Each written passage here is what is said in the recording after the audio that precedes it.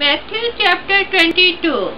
And Jesus answered and spake unto them again by parables, and said, The kingdom of heaven is like unto a certain king, which made a marriage for his son, and sent forth his servants to call them that were bidden to the wedding, and they would not come.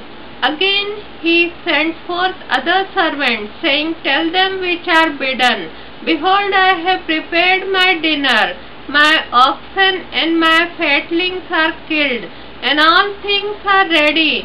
Come unto the marriage. But they made light of it, and went their ways, one to his farm, another to his merchandise, and the remnant took his servants, and entreated them spitefully, and slew them. But when the king heard thereof, he was wroth, and he sent forth his armies, and destroyed those murderers, and burned up their city.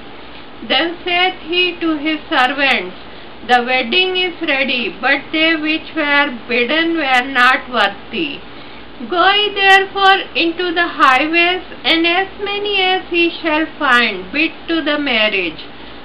So those servants went out into the highways, and gathered together all as many as they found, both bad and good. And the wedding was furnished with guests. And when the king came in to see the guests, he saw there a man which had not on a wedding garment.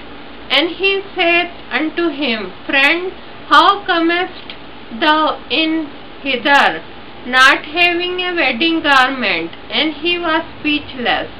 Then said the king to the servants, Bind him hand and foot, and take him away, and cast him into outer darkness. There shall be weeping and gnashing of teeth. For many are called, but few are chosen. Then went the Pharisees and took counsel how they might entangle him in his talk. And they sent out unto him their disciples with the Herodians, saying, Master, we know that thou art true, and teachest the way of God in truth. Neither carest thou for any man, for thou regardest not the person of men. Tell us therefore, what thinkest thou? Is it lawful to give tribute unto Caesar or not? But Jesus perceived their wickedness, and said, Why tempt ye me, ye hypocrites? Show me the tribute money. And they brought unto him a penny. And he saith unto them, Whose is the image and the superscription? They say unto him, Caesar's. Then saith he unto them, Render therefore unto Caesar the things which are Caesar's, and unto God the things that are God's. When they had heard these words, they marveled and left him, and went their way. The same day came to him the Sadducees, which say that there is no resurrection, and asked him, saying, Master, Moses said, If a man die, having no children, his brother shall marry his wife, and raise up seed unto his brother. Now there were with us 7 brethren, and the first, when he had married a wife, deceased, and having no issue, left his wife unto his brother. Likewise the second also, and the third unto the 7th, and last of all the women died also. Therefore in the resurrection, whose wife shall she be of the 7? For they all heard her. Jesus answered and said unto them, Ye do err, not knowing the Scriptures, nor the power of God. For in the resurrection they neither marry, nor are given in marriage, but are as the angels of God in heaven. But as touching the resurrection of the dead, have ye not read that which was spoken unto you by God, saying, I am the God of Abraham, and the God of Isaac, and the God of Jacob? God is not the God of the dead, but of the living. And when the multitude heard this, they were astonished at his doctrine.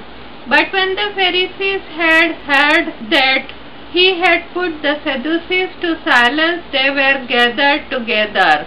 Then one of them, which was a liar, asked him a question, tempting him and saying, Master, which is the great commandment in the law?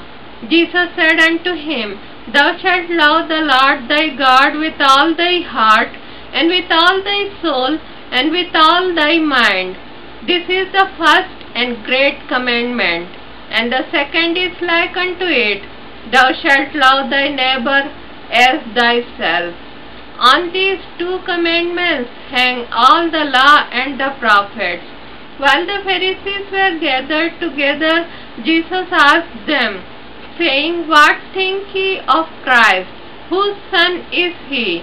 They say unto him, The son of David. He saith unto them, How then doth David in spirit call him Lord, saying, The Lord said unto my Lord, Sit thou on my right hand, till I make thine enemies thy footstool. If David then call him Lord, how is he his son? And no man was able to answer him a word, neither does any man from that day forth ask him any more questions.